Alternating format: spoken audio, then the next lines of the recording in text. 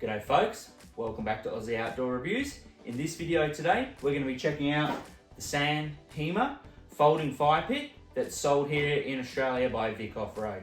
So, sit back, relax, crack a can, and let's get on with it.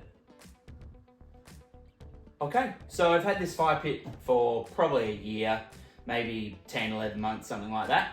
But regardless, I've put this through its paces. Now, this is not a sponsored video. I bought this fire pit with my own money. It was 140 bucks. I think the price is about the same. You can find these on the Vic Off-Road website or in their store in Altona. I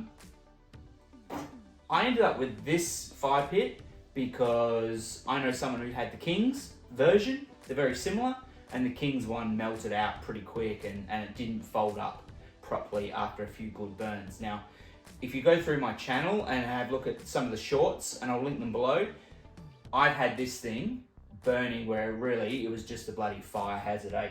Like, this thing has been so hot, so overloaded, that I thought it would never fold up ever again, but it did. So with this, I've set it up, I burn it, and then the next morning I just come along and hose it off or chuck a bucket of water over it and then fold it up and put it back in the bag. So, you know, no real TLC, just wash it every time before I put it away.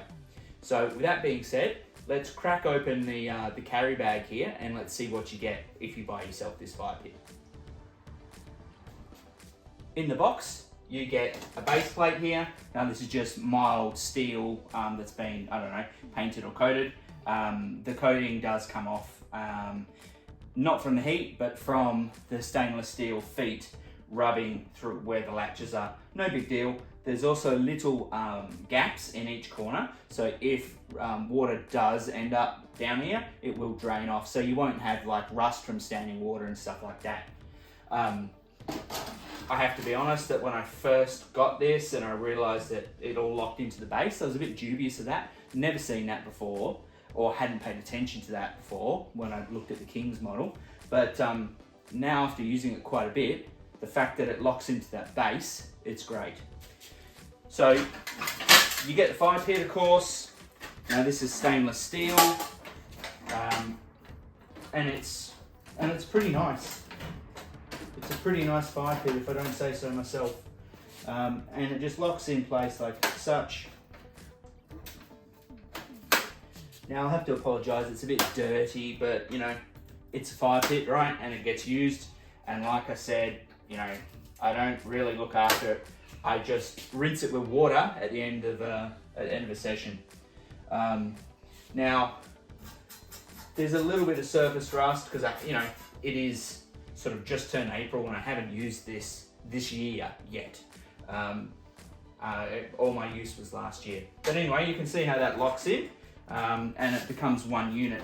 And that's handy for when you want to move it around because then you can use the handles to pick the whole thing up and move it around if it's not too hot. You can also hook a tent peg, or you can hook a, you know, the thingy-mabobby that you use for your camp oven for lifting your lids and that.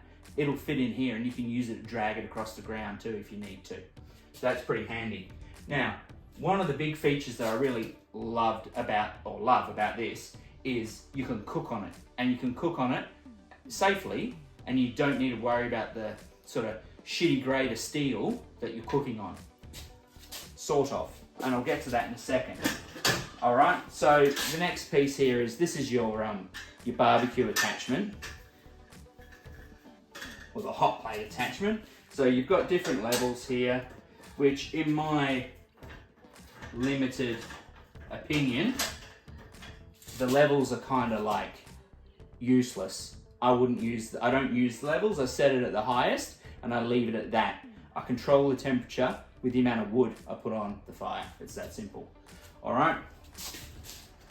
Now you have a charcoal grate. Now this is for if you're using heat beads or lump charcoal. It prevents, you don't have to fill this whole bottom section up with all your lump or your heat beads, like, so you're not wasting actual heat beads or lump charcoal. And that just drops in here. Now, if I'm burning wood, I don't use that at all. and I really only ever burn wood. I've tried using lump charcoal and heat beads in here, and whilst, you know, it did the job, it's nowhere near as good as an actual dedicated barbecue for lump charcoal. Anyway, that's in there. You then get these two wings. These look like stainless steel, but I don't believe they are. They clip on here. And really, what these are good for is used as a warming plate. So once you've finished grilling your snags or whatever, you can put whatever you finish cooking, you can put it on here just to keep it warm. And now you've got the barbecue plate, which is food grade stainless steel. It's really quite nice. It's very well made actually. And I've used this barbecue plate, or this grill, on other campfires and not just this. So I've taken just this away with me and used this as well. This is really good. If you've got a nice big dishwasher like myself, you can just chuck it in your dishwasher as well. You don't have to really worry about it. But yeah, look, it's great. The only downside I'd say to the whole cooking component of this are these wings not being stainless steel. Because these are very shiny, and it's got to be some sort of coating, I imagine, and I don't know. I just don't want any of that to come off on my food. I thought you could cook eggs and that on here, but yeah, I'm not really willing to try that.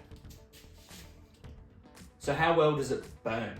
Is it a good fire pit? The answer is yeah, it is great, and it burns really well. It's got brilliant airflow, and that's due to the gaps that are between each of these segments, right? So the gaps are about 5 mil, and they run all the way down. There's gaps around the hinges. You've got these bullet holes at the top here. I don't know how much the bullet holes do, unless you've really got this thing raging like we do quite often. But the gaps between the segments, that's what gives you great airflow. It's very well designed. And when you compare this to those old steel fire pits, the ones that you drop together, like the King's one, and this burns night and day better than one of those types of fire pits, purely because of the airflow. You don't need to drill any more holes. You don't have to do anything to this fire pit to make it burn wood and burn wood well and hot. I love this unit. I think it's great. Use it camping. I also use it at home, at the house, right? I burn this sometimes alongside my Ozpig. I've done some really great cooking. I've done some like Argentinian asado ribs, and they turned out bloody great. I've done steaks, sausages, the standard stuff that you would use or you would cook if you were out camping. So my final thoughts on this fire pit, it's 10 out of 10. It really is. If you're in the market for a folding fire pit, really consider the San Hima Folding Firepit here from Bickoff Road. It really is a great unit. I know this has been a bit of a shed review, but I'll throw some clips in at the end, or you can check out some of the shorts on the channel and you'll see where we've just fully abused this thing. There was a point when I'm pretty sure my neighbour was going to call the fire brigade, that we had massive flames honking out of this thing for hours on end, right? On the cans, having a bloody great evening. But geez, we went through some wood. Another good point about this is you can just buy a bag of wood and burn it in this, right? It all fits. So those big chunks of wood that you get, from some of those servo bags, it'll burn in here, and it'll burn all right. That's one of the things that's got going over the Ozpig. So camping, I like to say the Ozpig or this, generally not both. But what I've found is you need to be a little bit more careful with the wood you're going to use in the Ozpig rather than this. So that's one point, is you can just chuck this in your car, grab a bag of wood from the servo, and away you go. All right, guys. Well, stick around for the Pyromaniacs. If you're not a Pyromaniac, thanks for watching, and see you in the next video. Cheers.